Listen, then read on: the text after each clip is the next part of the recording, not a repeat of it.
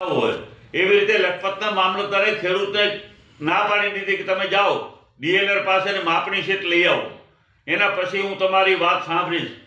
આમ કરતા કરતા વચ્ચે ટાઈમ નીકળ્યો ત્યાં સુધી પવન ચક્કી આખી ઊભી થઈ ગઈ.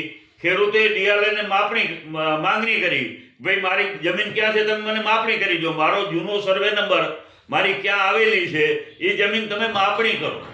તો ખેડૂતે માંગણી કર્યા પછી 2-3 મહિના સુધી સીટ જ ના આપી. કેને? ડીઆરને માપણી કરવા આવ્યા, ખેડૂતે પૈસા ભર્યા, માપણી થઈ.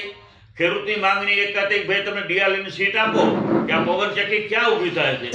તો આ સીટ પછી તેમ છતાં આપતા નહોતા. પછી તમને બધાને ખ્યાલ હોય તો ડીઆરની ઓફિસની કચેરીની સામે લોકો ધરણા ઉપર બેઠા અને ઘણા 2 થી 3 દિવસ સુધી.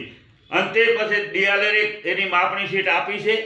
માપણી સીટમાં જે આપી છે એ માપણી શીટમાં સ્પષ્ટ બતાવે છે કે જે ખેડૂત માલિકની જમીનમાં નહીં, પરંતુ જેની જે ભૂલ છે કે જે મૂળ ખેડૂત છે એને ખેતરમાં અત્યારે પવન ચક્કી ઊભી થઈ રહી છે. ખૂબ ગંભીર બાબત છે આ તો, કે તમે વિચાર કરો કે આ એક ભૂલ માપણીની છે, સરકારની છે, અને એનો ભોગ અત્યારે ખેડૂત બની રહ્યો છે.